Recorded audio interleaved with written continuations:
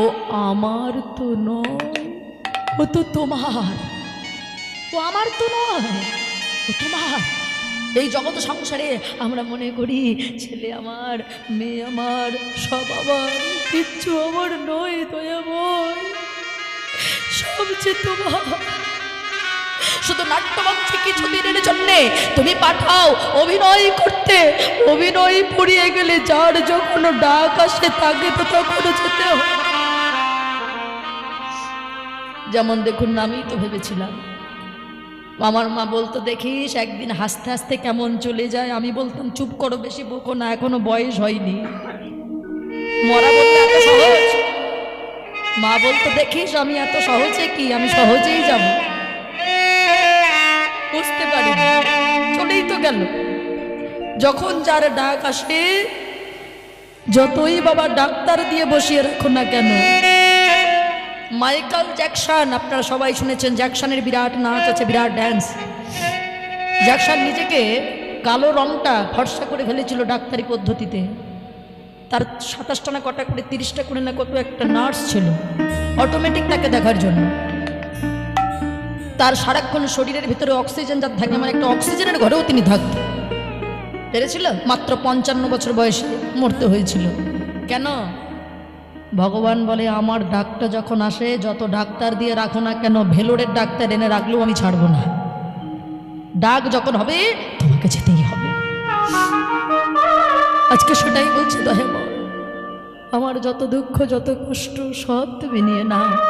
ও দয়াময়, আমার একটু সহ্য করতে দিও। বিভীষণ বলছে দয়াময়, আমার যত আঘাত আসুক, মায়ার সংসার তো, দুঃখ তো হবে, কষ্ট তো হবে, যন্ত্রণা তো আসবে, শুধু একটু সহ্য করার ক্ষমতা দাও।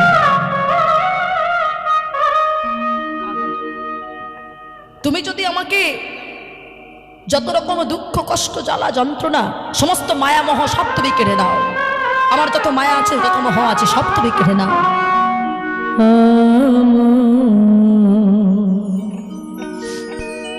মায়া কেড়ে নাও,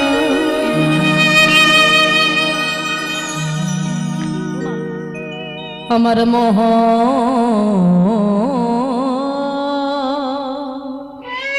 কেড়ে নাও। যেন বদন ভরে গাইতে পারি তব গুণ।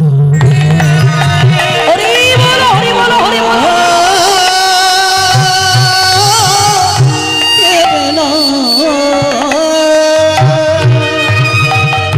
আমার মোহ কেড়ে নাও,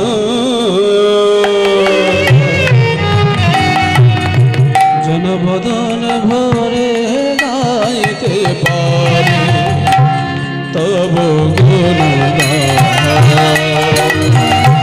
দয়াময়, আমি চাই না গো অন্য কিছু, চাই শুধু তোমার চরণ। যেন বদন ভরি পারি তব গুণগান।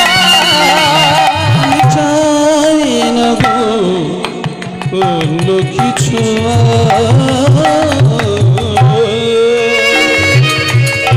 চাই শুধু তোমার চরণ।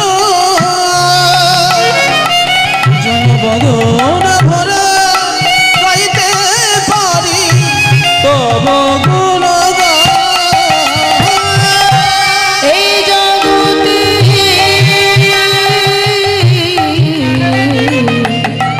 তুমি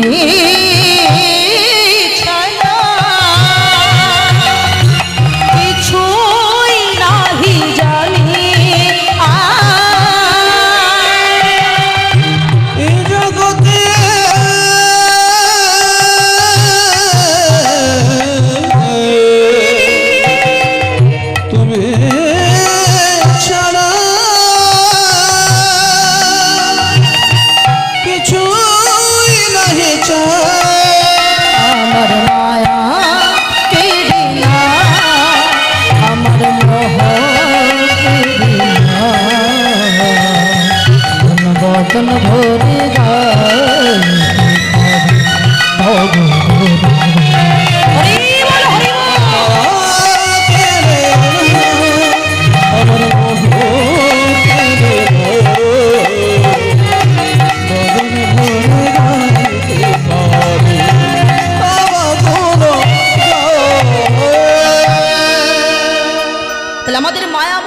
কিছু গোবিন্দের চরণে যদি দিতে পারি আমাদের দুঃখ একটু কম ছুতে পারবে বাবা। সদাই সর্বদাই আমার মায়েরা তো শুধু বসেই কেঁদেই যাচ্ছেন। আমার মাকে যারা বেশি ভালোবাসেন, সবাই তো ভালোবাসেই, আর এখানে যারা বেশি ওতপ্রোতভাবে অনুষ্ঠানে জড়িত তাদের চোখের জল আর ভুরোচ্ছে না বাবা। মানে আশা থেকে শুরু করে এই মহোৎসব পর্যন্ত মনে হয় শুধু কাঁদতে হবে, কিন্তু তারপরেও তো এটাও একটা আনন্দ। গোবিন্দের নামটা তো হচ্ছে, এটাই বড় আনন্দ বাবা। আমার মা এই নামের মধ্যেই তো বেঁচে আছে, তাই না বাবা? বলে এই নামে কোথাও আপনি যাত্রা দেখতে যাবেন, কোথাও আপনি অর্কেস্ট্রার ফাংশন দেখতে যাবেন, ফাংশন দেখে কি আপনি কাঁদতে পারবেন? সেখানে শুধু হাতে তালি দিয়ে কিছুক্ষণ গান শোনার পরে আর ভালো লাগবে না বাবা। কিন্তু কীর্তনটা হলো এমন একটা রতন বস্তু যেখানে আপনি হাসেন, কাঁদেন, আবার কখন আনন্দ করে হরি বল বলে ফেলেন সেটা নিজেও বুঝতে পারেন না। হ্যাঁ, হরিনাম শুনলে কি যে উপকার ও মায়েরা। এই যেমন আজকে এখানে রাস হবে, ঘুম তো পাবেই, পাবে তো, ঘুম পায় পাক, তাই বলে বাড়ি যাবেন না, এখানে বসে বসে ঘুমাবেন তাও ভালো। হ্যাঁ হ্যাঁ হ্যাঁ, কেন বলেন তো? ঘুমিয়ে ঘুমিয়ে কীর্তন শুনলেও উপকার হয়। হ্যাঁ, বিশ্বাস করেন না? ওই দেখো হাসছে মায়েরা। হ্যাঁ, এই যেমন জেগে জেগে কীর্তন শুনছেন, এটা যেমন উপকার হচ্ছে, ঘুম পেলে বাড়ি যাবেন না, এখানে বসে কীর্তন শুনবেন, তাতেও উপকার আছে। হয়েছিল তো এক ব্যক্তির, এক বাবা বড়লোক ব্যক্তি, ভালো করে শোনো মায়েরা, তাহলে বুঝতে পারবে তারা জীবনে বাড়ি যেতে হবে না, ভাববে হরিবাসরে বসেই ঘুমাবো বাবা, কিন্তু বাড়ি আর যাব না। হ্যাঁ, এত উপকার পাবেন। এক বড়লোক ব্যক্তি ছিল, জীবনে কীর্তন শোনে না বাবা। এখন তার বউ বলে, যাই দেখো এই যে কালো পয়সা ইনকাম করে বেড়াচ্ছ, কিন্তু কীর্তনে জীবনে লোকে চাঁদা চাইতে আসলে 5 টাকার বেশি দাও না। এক কাজ করো, পাশে গ্রামে কীর্তন হচ্ছে, মন দিয়ে শোনো মা, পাশে গ্রামে কীর্তন হচ্ছে, বড় বড় দল এসছে, একটু কীর্তন শোনো, হরিবাসরে যাও। বউ বলেছে বলে কথা, কারোর কথা শোনে না, বউর কথা শুনেছে বাবা, চলে এসেছে। হরিবাসরে যেই আসছে, কমিটিরা বাইরে ছিল, কমিটি বলে, ওরে বাবারে, এই ব্যাটার কাছে চাঁদা চাইতে গেলে 5 টাকার বেশি দেয় না, জীবনে কীর্তন শোনে না, ব্যাটারে আজকে পেয়েছি, এর ভালো করে যত্ন করি, এবার থেকে 1000 টাকা করে চাঁদা নেব। এখন বাবা সবাই বলছে, কমিটি দাদা বলছে, আসুন আসুন আসুন দাদা, আসুন আসুন আসুন আসুন, ডেকেছে, এসেছে। এবার বাবা একজন বসেছিল খুঁটির ধারে হেলান দিয়ে। খুঁটির আরাম যে কি আরাম, যারা খুঁটির ধারে বসেছেন তারা ভালো জানেন, খুঁটির আরাম বিরাট আরাম বাবা। হ্যাঁ, এখন ওই দেখো আরেক বাবাকে আরেকজন ডেকে দিচ্ছে, খুঁটির ধারে বসেছে কিন্তু তোমারই দিল না, না এটা দেওয়ার গল্প নয়। এখন না, খুঁটির ধারে যারা বসেছেন বা যারা বসবেন ভাবছেন রাত্রেবেলা, তারা ভালো করে শুনে নেন, খুঁটির আরাম তো বিরাট আরাম। এখন খুঁটির ধারে একজন বসেছিল আসন পেতে, সে এখন হঠাৎ বলছে, বাবা রে বাবা, এ বেটা তো জীবনে কীর্তন শুনেই না, এক কাজ করি একটু শোনানোর ব্যবস্থা করি। দাদা এখানে বসুন, আসুন আসুন বসুন বসুন, বসতে দিয়েছে নিজের জায়গায়। ওরে বাবা রে, এমন আরাম পেয়েছে, 3 ঘন্টা কীর্তনীয় ওটা থেকে নামা পর্যন্ত কিছু শুনতে পাইনি বাবা, মানে এত আরাম, 3 ঘন্টা শুধু ঘুমিয়েছে। এবার বাবা ঘুম থেকে তাকিয়ে দেখছে, কি হলো, দল কি উঠলো না নাকি, উঠলো কখন আর নামলো কখন, দেখছে কেউ তো নেই, কেউ তো নেই, কিন্তু একজন আছে বাবা, যার আসন সে বসে আছে। ও দাদা যান, বাড়ি যান। বাড়ি চলে গেছে। বাড়ি যখন চলে গেছে, বউ জিজ্ঞেস করছে, হ্যাঁ গো, বলে কীর্তন তো খুব শুনলে, তা এখন ওই কীর্তনে কি শুনেছো বলো দেখি? বলে কিচ্ছু তো শুনতে পাই, কিচ্ছু তো শুনতে পাইনি, মাত্র 3টে কথাই শুনলাম সারা কীর্তন। কি? আসুন বসুন আর যান, এটা ছাড়া শুনতে পাইনি। বউ বলি, বেটা কি বলে আসুন বসুন যান, মানে ওই যে কমিটিটা ডেকেছিল আসুন, আর একজন বলেছে বসুন, আবার সেই বলেছে জানে, এই 3টে শুনেছে।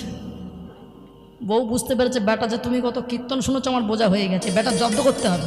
এই শোনো, কীর্তন শুনে আসলে যেটা শুনতে হয় সেই মন্ত্রটা জপ করতে হয়। আজকে সারা রাত ঘুমোবে না, যদি ঘুমও পায় ওই মন্ত্র বলতে বলতে ঘুমোবে, সারাক্ষণ বলবে আসুন বসুন যান, আসুন বসুন যান, ওটাই বলবে। এখন ওটাই বলছে বাবা, ঘুম তো ঘুমোতে দিচ্ছে না বউ নিজে নাক ডাকাচ্ছে বাড়ি, আর এবারটা ঘুমের মধ্যে বাবা ঘুমও পাচ্ছে, কিন্তু ঘুমের মধ্যে বলছে আসুন বসুন যান, আসুন বসুন যান, ওটাই বলছে।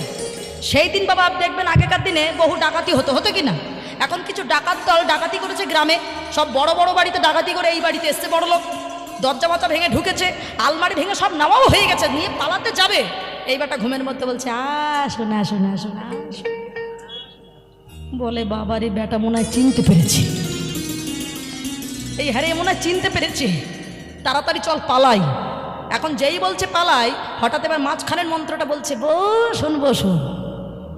যেই বলেছে বসুন, বলছে পাশে মনে হয় থানা ফোন করবো, ওই জন্য মনে হয় বলছে বসুন। এক কাজ কর, বেটার ধান্দা খুব খারাপ, ভালো করে যত্ন করে বসাচ্ছে, মনে হয় থানা আছে ফোন করবে। এক কাজ কর, যা কিছু চুরি করেছিস অন্য বাড়ি থেকে সব এখানে ফেল, দেখি বেটা কি বলে।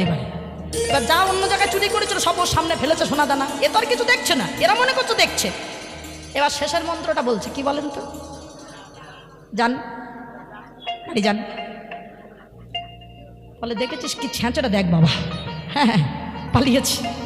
এবার যেই বাবা পালিয়ে গেছে, সকালবেলা ঘুম থেকে উঠে দেখছে বাবারে বাবা, ঘরে এত টাকা পয়সা সোনা দানা করতে গিয়ে আসলো। বউকে ডাকছে, হ্যাঁ গো, জীবনে আমি কীর্তন শুনি না, ঘুমিয়ে কীর্তন যে কি উপকার আমার দিয়েছে কি বলবো, এবার থেকে রোজ ঘুমিয়ে ঘুমিয়ে কীর্তন শুনবো। আরে টাকা পয়সাগুলো দেখো, এবার থেকে রোজ ঘুমাবো আর কীর্তন শুনবো, ঘরের ভিতরে টাকা পয়সা শুধু দেখেছো তো। বউ দরজার দিকতে তাকিয়ে দেখছে, দরজা তো ভাঙা, আলমারি ভাঙা, আর চোর এসেছিল, এ বেটার কথা ভাষা বোঝেনি, মনে হয় সব ফেলে দিয়ে গেছে ভয়ে। এখন বউ এবার শিক্ষাটা দিচ্ছে, দেখুন শোনো স্বামী, তুমি একদিনই কীর্তন শুনেছ, তাও আবার ঘুমিয়ে, তাতেই তুমি কত লাভ করেছো।